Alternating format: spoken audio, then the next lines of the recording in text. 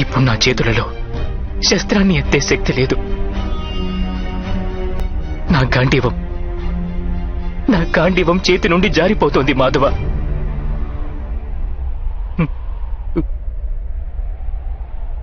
నాకు కేవలం భయానక వినాశనమే కనిపిస్తోంది. కేవలం భయానక వినాశనం.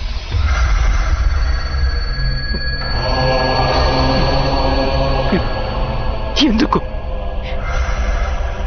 ఎందువలన మాధవ? ఎందువలన? అవమాన భారం,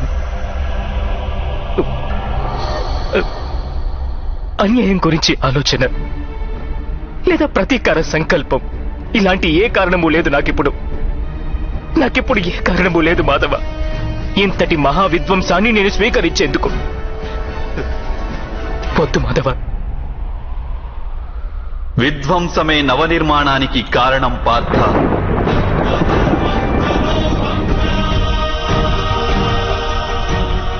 మొక్కకున్న ఒక శాఖను ఖండిస్తే 2 శాఖలు ఉద్భవిస్తాయి.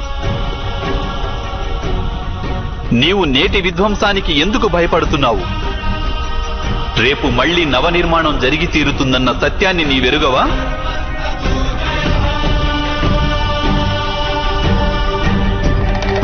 క్లైవ్యం మాస్మగమః పార్థ నైతత్వయుపపద్యతే. ఈ నపుంసకత్వం నీకు శోభించదని గుర్తించు.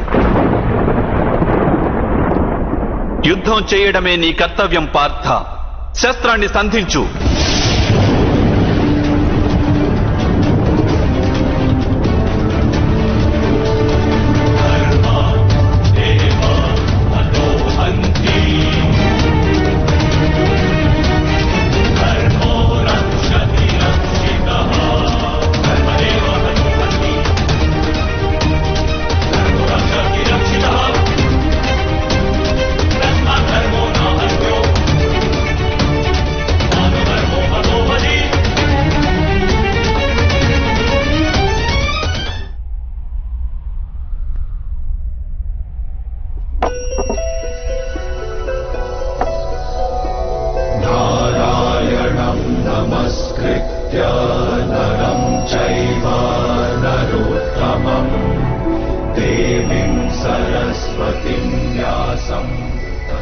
నా ఆత్మకు సారథిగా మారి మీరు నా జీవిత రథాన్ని ఉచిత మార్గంలో నడిపించండి మాధవ.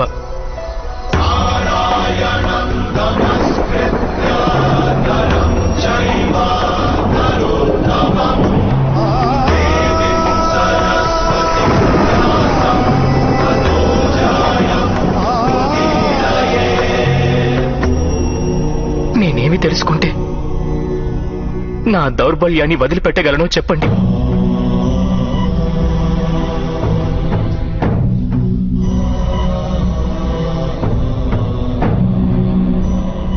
లే పార్థ,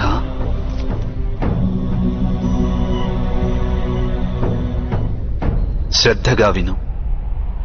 జీవిత రహస్యాన్ని తెలుసుకో. లోకం యొక్క వాస్తవిక రూపాన్ని అర్థం చేసుకో. గంగా ప్రవాహంలో పిడికిలిని ముంచి వెలికి తీసినచో నీకు ఏదీ ప్రాప్తించదు. కాని అరచేతులతో దోసిలి పట్టి గంగా ప్రవాహంలో ముంచితే ఆ గంగా జలంతో నీ జీవితం పావనమవుతుంది. పరబ్రహ్మం విభాజన చెంది పురుషుడు ప్రకృతి ఉద్భవించాయి. అప్పుడు పురుషుడు అంటే పరమాత్ముని అంశ ఆత్మగా మారి ప్రకృతిలోని ప్రతి వస్తువులోనూ నివసించడం జరిగింది. ఆ ఆత్మను మోహం, అంధకారం ఆవరించాయి పార్థ. ఆ మోహ నిద్ర నుండి జాగృతమై తనని తాను పరమాత్ముని అంశగా తెలుసుకోవడమే ఆత్మ యొక్క కర్తవ్యం, ఉద్దేశ్యం. అదే జీవన కార్యం. కాని మాధవ, ఒకవేళ ప్రతి ఆత్మ పరమాత్మ అంశ అయితే మరి ఉన్నతి అధోగతి స్వయంగా పరమాత్మే చేస్తున్నాడా? బురదలో పడిన రత్నం ఏ విధంగా ప్రకాశించదో అదే విధంగా ప్రకృతిలోని 24 పదార్థాల నుండి వేరైన ఆత్మ అది ఒక పరమాత్మ అంశే అనే సత్యాన్ని విస్మరిస్తుంది. ఆత్మలు ఎక్కువ శాతం తమ దేహాన్నే సర్వస్వంగా భావిస్తాయి. తాము దేహానికి భిన్నమని అవి తెలుసుకోలేకపోతాయి. శరీరానికి కలిగే సుఖం, దుఃఖం, రుచి, వాసన ఇత్యాది అనుభవాలను అవి తమ అనుభవాలని భావిస్తుంటాయి. అసలు మార్పు కోసం ప్రయత్నం కూడా చేయవు.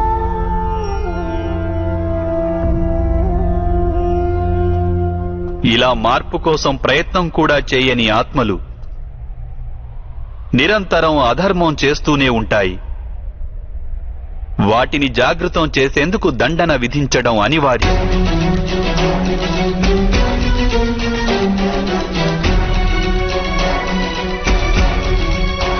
నీవు ఇది తెలుసుకో పార్థ, నీవు శరీరానివి కాదు, కేవలం ఒక ఆత్మవు.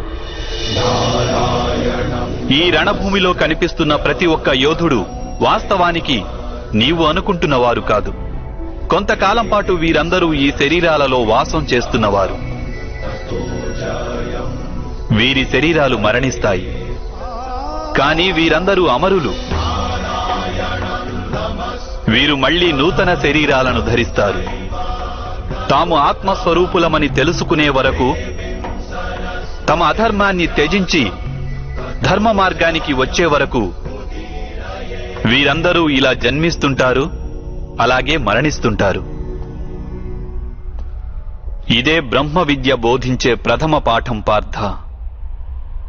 జన్మించిన వారికి మరణం అనివార్యం. అలాగే మరణించిన వారు అవశ్యం మళ్లీ జన్మిస్తారు. ఈ మహాజ్ఞానాన్ని సాంఖ్యయోగమని అంటారు.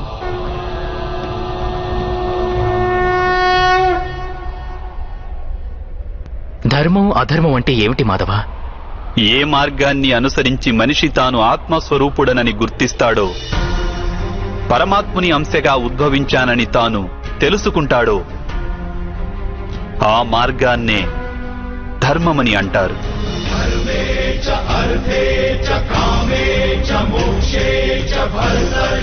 ఎప్పుడు మనిషి తనను తాను పరమాత్మ స్వరూపునిగా అర్థం చేసుకుంటాడో అప్పుడు సృష్టియే పరమాత్మయని, పరమాత్మయే సృష్టి అని వానికి అనుభవగతం కాగలదు.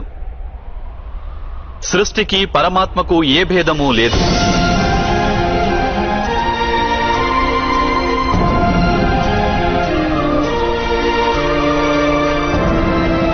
ఏ మనిషైతే ఇది తెలుసుకుంటాడో వాడు ఇతర మనుషులు, ప్రాణుల పట్ల నిర్దయ, కాఠిన్యం వహించడు. వానికి ఇది తెలుసు, జిహ్వను ఖండిస్తే బాధ కేవలం జిహ్వకే ఉండదు. దాని అనుభూతి శరీరమంతటికీ ఉంటుంది. అదేవిధంగా ఒక మనిషికి బాధ కలిగితే సమస్త లోకము ఆ బాధను అనుభవించి తీరుతుంది. ఈ లోకంలో ఏ ఒక్క మనిషి బాధను అనుభవిస్తున్నా ఈ ప్రపంచంలో ఏ ఒక్కరూ సంపూర్ణ సుఖాన్ని అనుభవించలేరు. కరుణతో నిండిన మనస్సు ఏ కార్యమైతే చేయాలనుకుంటుందో దానినే ధర్మమంటారు. అంటే అధర్మం అనేది అజ్ఞానానికి మారుపేరా? అయితే మరి అజ్ఞానుల పట్ల దయ చూపడం అవసరం కదా? దండించడంలో అర్థం ఏమిటి?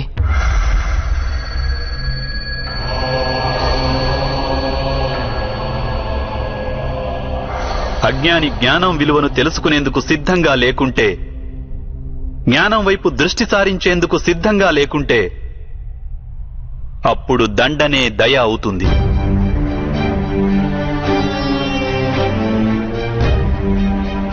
వాని పట్లనే కాదు, ఇతరుల పట్ల కూడా అవుతుంది.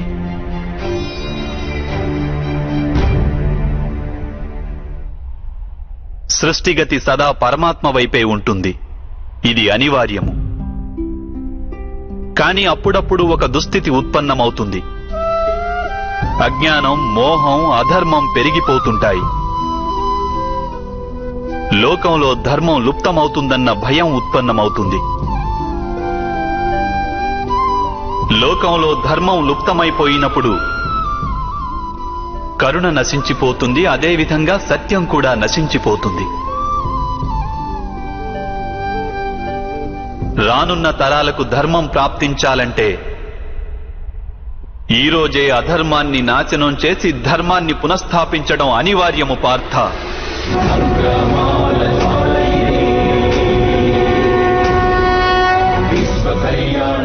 ఈ పరిస్థితి అటువంటిదే పార్థ. ఇక ధర్మ సంస్థాపన చేసే కర్తవ్యం కేవలం నీదే. కనుక దౌర్బల్యాన్ని త్యజించు. ఇకనైనా యుద్ధం చేసేందుకు సిద్ధంగా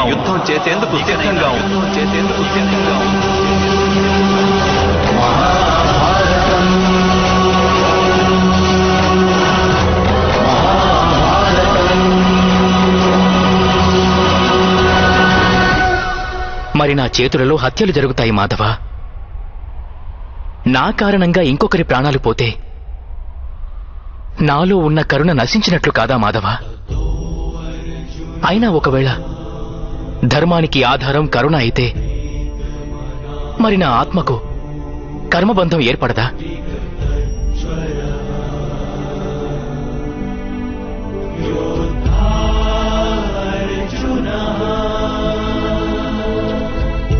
కర్మబంధం అనేది అవశ్యం ఏర్పడుతుంది,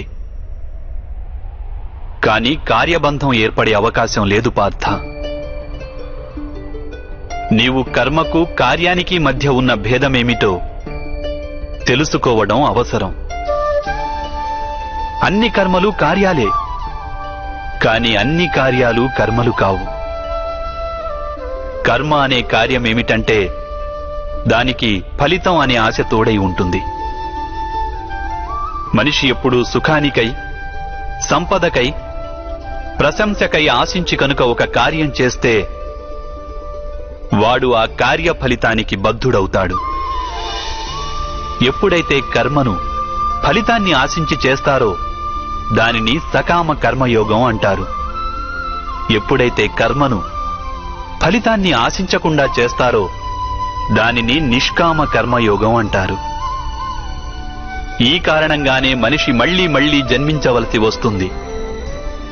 వాస్తవానికి మనిషిని ఏ కర్మ బంధించదు. ఆ కర్మకు తోడైన ఆశలే వానిని బంధిస్తాయి. ఏ విధంగా మాధవ? ఈ యుద్ధంలో గెలవాలన్న కోరిక నీకుంటే అందులో పరాజితుడవైతే నీకు దుర్భరమైన దుఃఖం కలుగుతుంది. ఆ దుఃఖం నీ చేత ఇతర కార్యాలు చేయిస్తుంది. దానివలన నీవు మళ్లీ జన్మించవలసి వస్తుంది. యుద్ధంలో నీవు విజయుడవైతే నీలో అహంకారం పెరుగుతుంది. ఆ అహంకారం నిన్ను విశ్వవిజేతవు కమ్మని ప్రేరేపిస్తుంది. నీ చేత హత్యలు చేయిస్తుంది. ఆ పాపం నిన్ను బంధిస్తుంది. ఆలోచించు.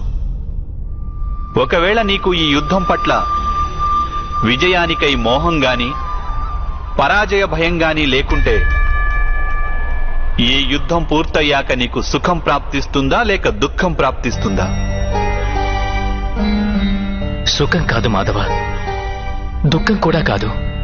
అంటే నీకు లభించే సుఖం, దుఃఖం, ఆవేదన, నిరాశ, అహంకారాలకు యుద్ధం కారణం కాదు. యుద్ధం పట్ల నీ మనస్సును ఎన్నో ఆశలు చుట్టుముట్టి ఉన్నాయి.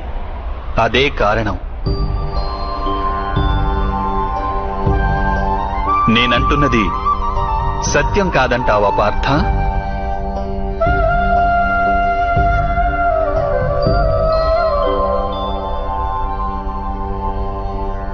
సుఖ దుఃఖే సమే కృత్వా లాభాలాభౌ జయాజయౌ తతో యుద్ధాయ యుజ్యస్వ నైవం పాప మవాప్స్యసి. అంటే సుఖ దుఃఖాలను సమానంగా భావించి లాభం, హాని, జయాపజయాల గురించి ఆలోచించకుండా నీవు యుద్ధం చేస్తే కౌంతేయ, నీవప్పుడు పాపంలో భాగస్థుడవు కాబోవు. దీనినే కర్మయోగం అంటారు. కాని మాధవ, ఒకవేళ కార్యబంధం నిశ్చితమైతే లౌకిక జీవితాన్ని విడిచి సన్యాసం తీసుకోవడం ఉచితం కాదా? ఈ ఆలోచన పర్యవసానంగానే ఈ రోజున యుద్ధం జరుగుతోంది పార్థ.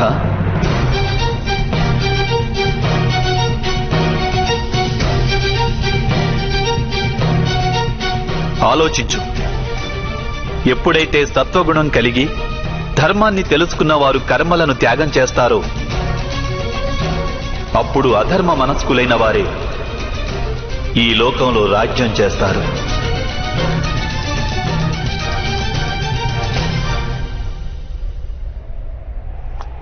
ఒకవేళ మహితాత్ములు లౌకిక జీవితాన్ని త్యజించి ఉండకుంటే ఈరోజు అధర్మం ఇంతగా పెరిగేది కాదు.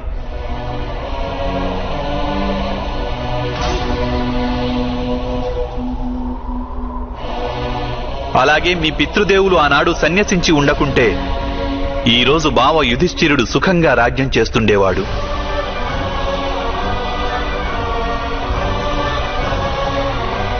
అలాగే తన ప్రజలకు న్యాయం ధర్మం గురించిన జ్ఞానాన్ని అందించేవాడు. కానీ బాధాకరమైన విషయం ఏమిటంటే సత్వగుణం నిండిన వారే లోకానికి లాభం చేకూర్చగలరు, కానీ వారే సన్యసించాలని ఆలోచిస్తారు. జలం బాష్పంగా మారి ఆకాశానికి చేరుతుంది. ఇక బురద అక్కడే పడి ఉంటుంది. అలాగే సత్వగుణం గల సజ్జనులు లోకాన్ని త్యాగం చేస్తుంటారు. ఇక తమస్సులో ఉన్న అధర్మపరులు లోకంలోని కార్యాలు చేస్తుంటారు. ఈ కారణంగానే లోకంలో పాపం అధర్మం పెరుగుతుంటాయి.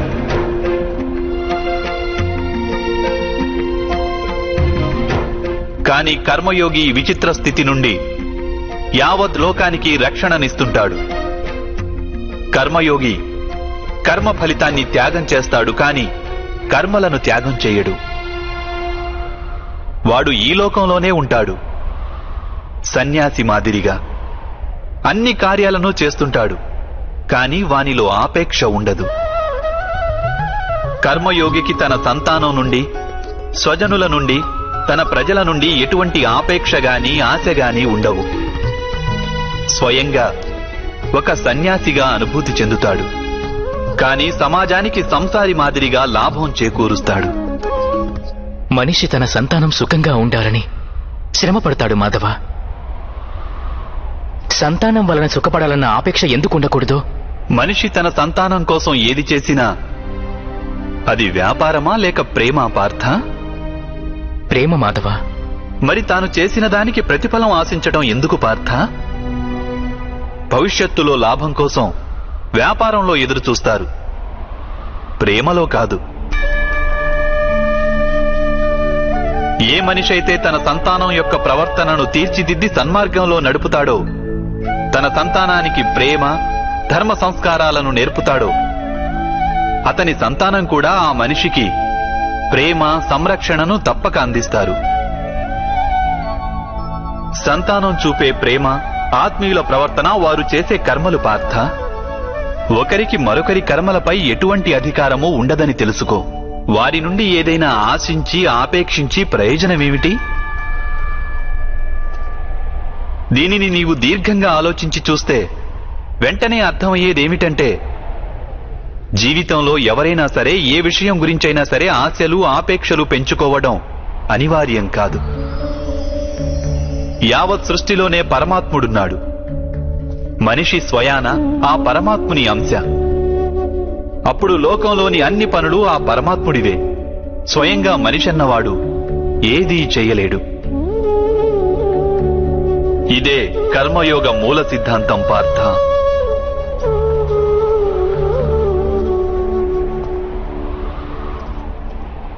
ఇప్పుడు నీవు కూడా కర్మయోగిగా మారి ఈ యుద్ధం చెయ్యక తప్పదు పార్థ. త్రైగుణ్య విషయా వేద నిస్త్రైగుణ్యో భవార్జున నిర్ద్వంద్వో నిత్య సత్వస్థో నిర్యోగ క్షేమ ఆత్మవాన్. 3 గుణాలను త్యజించి నిర్గుణుడివి అయిపో పార్థ. ద్వంద్వ ప్రవృత్తి నుండి ముక్తి లభిస్తుంది. సత్వగుణంతో విరాజిల్లుతూ పరమాత్మునిపై మనస్సును లగ్నం చేసి నీ కర్తవ్యాన్ని నిర్వహిస్తూ ఉండు. నేను నా బుద్ధిని పరమాత్మపై స్థిరంగా ఉంచి కర్మయోగిగా మారేందుకు మార్గమేమిటి మాధవ? పార్థ, సాంఖ్యయోగం వలన మనిషి పరమాత్మను నిరంతరం స్మరిస్తూ ఉంటాడు. పరమాత్మను స్మరించడం వలన మనిషి మనసులో అంకిత భావం ఉత్పన్నమవుతుంది. అటువంటి భావాన్ని భక్తి అని అంటారు. భక్తి వలన మనిషికి సత్య అసత్యాల జ్ఞానం లభిస్తుంది. ఆ జ్ఞానం వలన వాడు పరమాత్మను దర్శించగలుగుతాడు. అలా ఎవరైతే పరమాత్మను దర్శించగలుగుతారో వారే వాస్తవమైన కర్మయోగిగా మారగలరు. జన్మల పరంపర నుండి విముక్తి చెంది మోక్షాన్ని పొందగలుగుతారు. ఆత్మలన్నింటికీ అంతిమ లక్ష్యం అదే. ధర్మం యొక్క అంతిమ చరణం కూడా అదే. కానీ నేను పరమాత్మను దర్శించకుండా అంకిత భావం ఎలా వ్యక్తం చేయగలను మాధవ? ఈ సృష్టియే పరమాత్మ, పరమాత్మయే సర్వస్వం. పరమాత్మ కానిదంటూ ఇంకేమీ లేదు. ఎవరు తమ ఆత్మను దర్శించగలుగుతారో వారే పరమాత్మను దర్శించగలుగుతారు. ఏ విధంగా ఉప్పులోని ఒక కణానికున్న రుచి మహాసముద్రపు నీటి రుచికి భిన్నమైనది కాదో, అదేవిధంగా నీ ఆత్మను నీవు దర్శించడం పరమాత్మ దర్శనానికి భిన్నమైనది కాదు.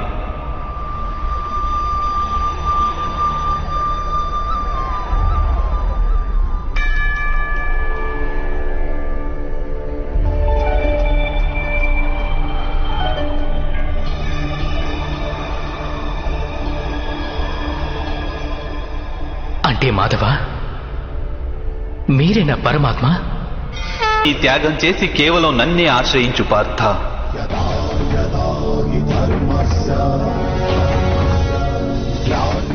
ఈ సకల లోకాన్ని నేనే. నేను ఈ లోకంలోని ప్రతి ఒక్క అణువును. నేనే సూర్యుడిని, నేనే చంద్రుడిని. ఈ నక్షత్రాలన్నీ నేనే, ఈ విశ్వంలోని గ్రహాలన్నీ నేనే. నేను సూర్యుని కంటే ముందు నుండి ఉన్నవాడిని. అలాగే ఒక మొక్కపై తొడిగిన మొగ్గ కన్నా నవ్యుడను నేను. ఈ మానవులందరూ నేనే. నేనే స్వర్గాన్ని నరకాన్ని ధారణ చేస్తున్న శక్తిని. నేనే దుర్యోధనుణ్ణి.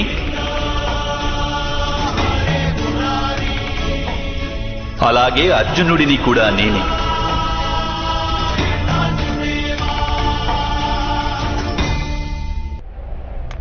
అది ఎలా సంభవం మాధవ? మీరు జన్మించటం పెద్దలు అనేకులు తమ జీవితకాలంలో చూశారు. మేము నవమాసాలు మోసి మీకు జన్మనిచ్చిన మీ మాత జీవించే ఉన్నారు. మీరు పురాతనులు, నాశనం లేనివారు ఎలా అవుతారు? నీవు శరీరాన్ని చూస్తున్నావు, కానీ నేను ఆత్మ గురించి మాట్లాడుతున్నాను. నేను అనేక జన్మలెత్తాను పార్థ. నేను అనేక అవతారాలను ధరించాను.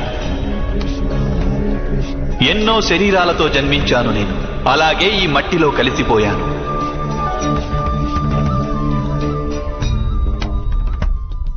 ఇక ముందు కూడా నేను పదే పదే జన్మిస్తుంటాను.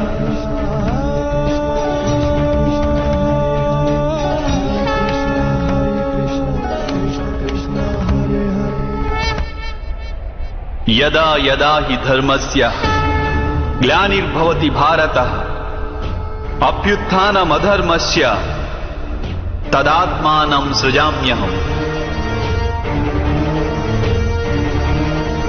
పరిత్రాణాయ సాధూనాం వినాశాయ చ దుష్కృతాం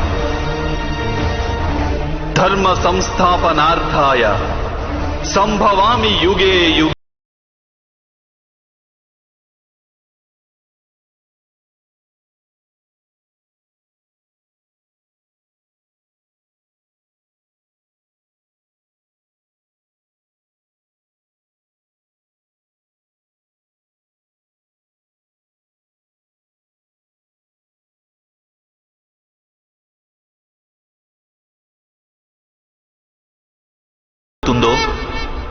ఎప్పుడెప్పుడు అధర్మం వృద్ధి చెందుతుందో అప్పుడప్పుడు సత్పురుషులను ఉద్ధరించేందుకు, అధర్మపరుల వినాశనానికి, ధర్మాన్ని పునఃస్థాపించేందుకై నేను జన్మిస్తుంటాను.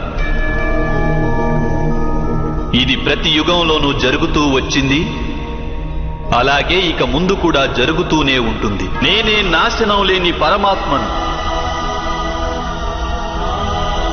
నేనే మత్స్యావతారాన్ని, నేనే వామనావతారాన్ని, నేనే పరశురాముణ్ణి, నేనే రామావతారాన్ని కూడా.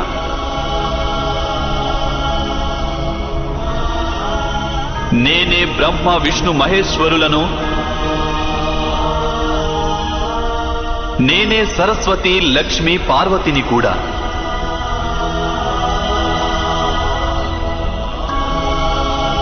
నేను పురుషుడను కాను, స్త్రీని కాను, నపుంసకుడిని కాను.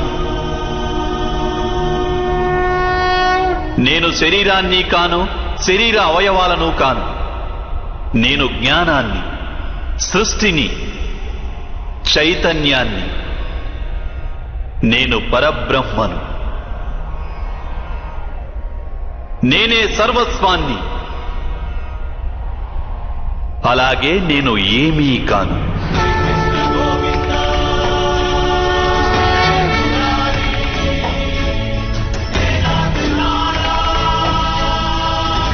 ఈ విధంగా ప్రతి యుగంలోనూ జరిగింది, అలాగే ఇక ముందు కూడా జరుగుతూనే ఉంటుంది.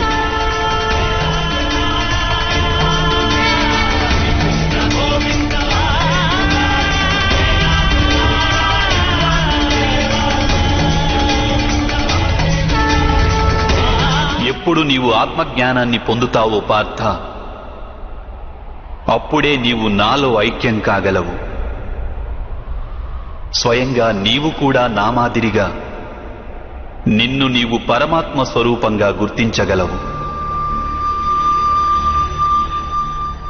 కానీ నీవు ఆ పదాన్ని చేరుకునేందుకు నా పట్ల సంపూర్ణ అంకిత భావం అనివార్యం కావాలి. అంకిత భావం అంటే ఏమిటి మాధవ? అంకిత భావం అనేది ఒక మానసిక స్థితి పేరు. అప్పుడు మనిషి తన సంకల్పాలన్నింటినీ త్యాగం చేస్తాడు. స్వయంగా ఏ విధమైన నిర్ణయాన్ని గాని లేక ప్రతిజ్ఞని గాని తీసుకోడు. ఏ విధమైన పనులు వానికి నిర్దేశించారో ఆ విధమైన పనులే చేస్తుంటాడు. వాస్తవానికి అంకిత భావానికి అర్థమేమిటంటే, తమను తాము, తమ మనస్సును, బుద్ధిని, జ్ఞానాన్ని, ఇచ్ఛలను, ఆశలను, మనసులోని భావనలను, తమ సర్వస్వాన్ని ఇంకొకరికి అర్పించడమే. ఇటువంటి అంకిత భావాన్ని భక్తి అని అంటారు. భక్తితో కొలవడం అంటే ఏమిటి మాధవ? అంకిత భావమే భక్తి కాదా? కాదు పార్థ, అంకిత భావం భక్తిలో మొదటి అడుగు మాత్రమే. వాస్తవానికి భక్తి అనేది ఒక కార్యం వంటిది కాదు, అది ఒక మనఃస్థితిని సూచిస్తుంది. నిత్య జీవితంలో మనిషి జపతపాలు, యజ్ఞయాగాలు, యమనియమాలు, యోగం, స్వాధ్యాయం అనే మాధ్యమాలతో తన అంతరంగాన్ని శుద్ధి చేసుకుని పరమాత్మ పట్ల అంకిత భావంతో ఉండాలి. మనిషి తాను చేసే పనులను, తన కర్మల ఫలితాన్ని, జీవితంలోని ఉచ్ఛ్వాస నిశ్వాసాలను పరమాత్మకు సమర్పిస్తూ ఉండాలి.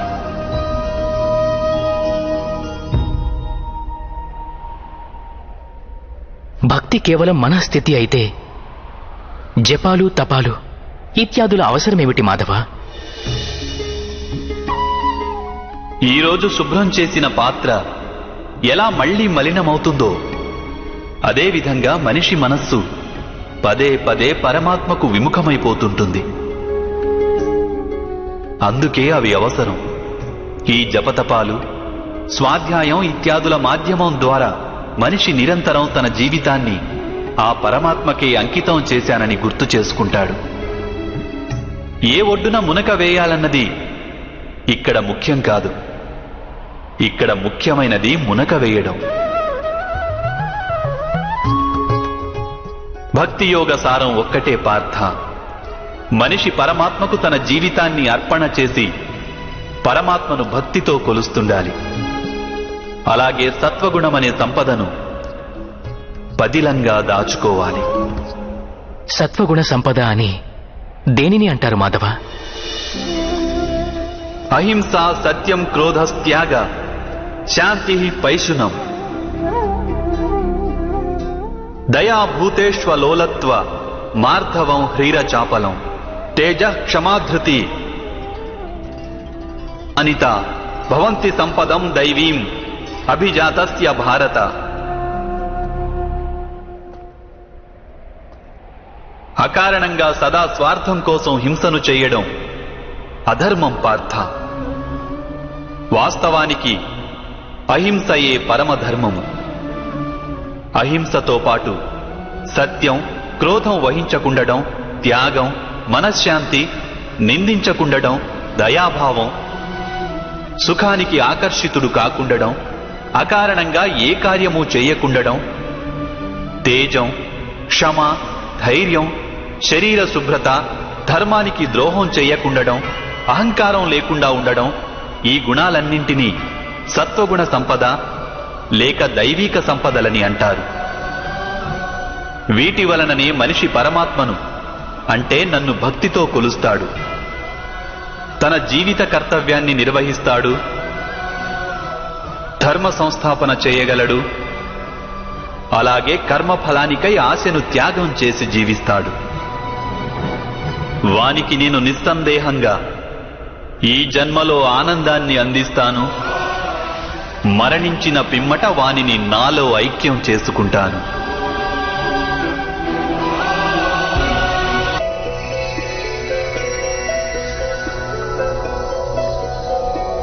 నారాయణం నమస్కృత్య నరం చైవ నరోత్తమం దేవీం సరస్వతిం వ్యాసం తతో జయం ఉదీరయేత్. మీ వాస్తవ స్వరూపాన్ని నాకు దర్శించాలని ఉంది మాధవ. నారాయణం నమస్కృత్య తమరి శక్తి, చైవ తమ జ్ఞానం, తేజం, ఐశ్వర్యంతో కూడిన పరమాత్మ స్వరూపాన్ని ప్రత్యక్షంగా దర్శించాలని ఉంది మాధవ. నారాయణం నమస్కృత్య ఆద్యంతాలు లేని మీ స్వరూపాన్ని నాకు దర్శనమివ్వండి మాధవ. నా మనస్సులోని సందేహాలన్నింటినీ తొలగించండి. వ్యాసం తతో జయం ఉదీరయేత్. మీ దర్శనమివ్వండి మాధవ.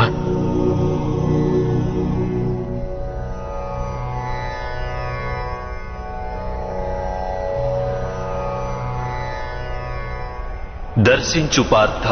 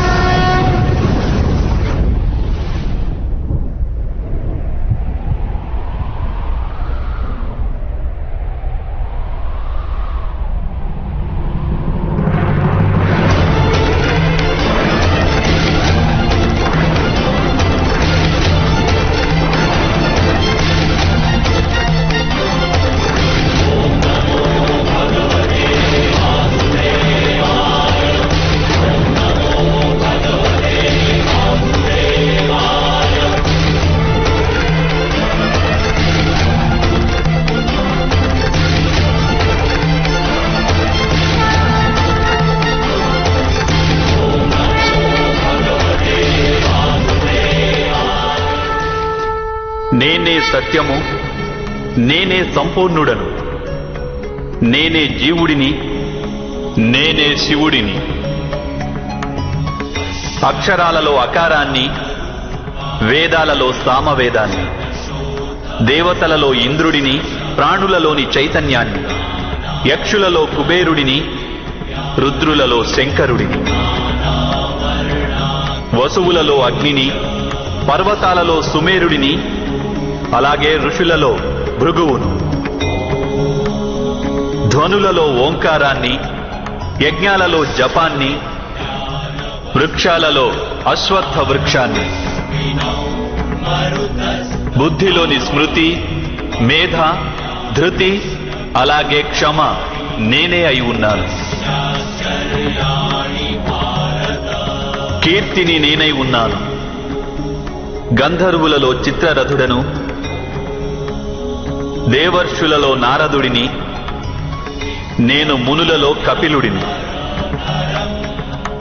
అశ్వములలో ఉచ్చైస్వాన్ని, ఏనుగులలో ఐరావతాన్ని, పశువులలో సింహాన్ని, పక్షులలో గరుడుణ్ణి, మనుష్యులలో రారాజును, శస్త్రాలలో వజ్రాన్ని,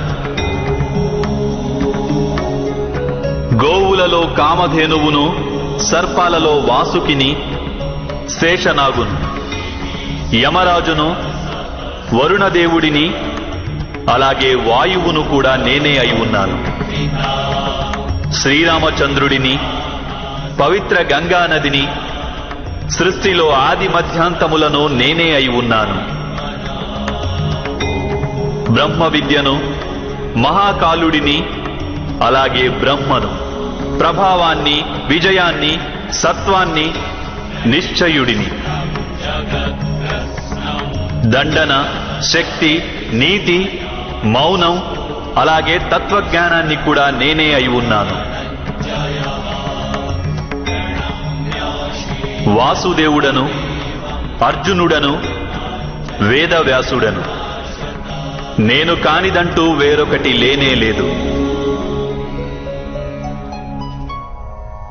విశ్వంలో నేను లేని స్థానం అన్నది ఏదీ లేదు.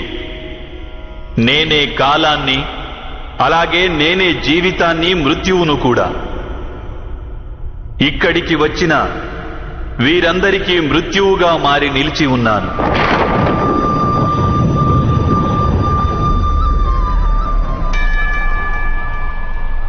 నీవు శస్త్రాన్ని సంధించకున్నా అప్పుడు కూడా నేను వీరందరినీ వధించగలను.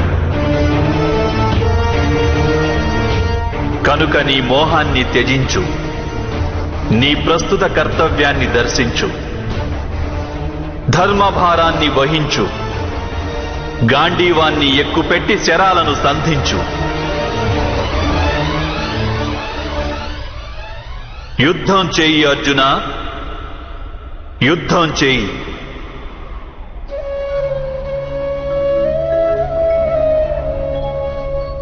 హే మాధవ, హే మధుసూదన,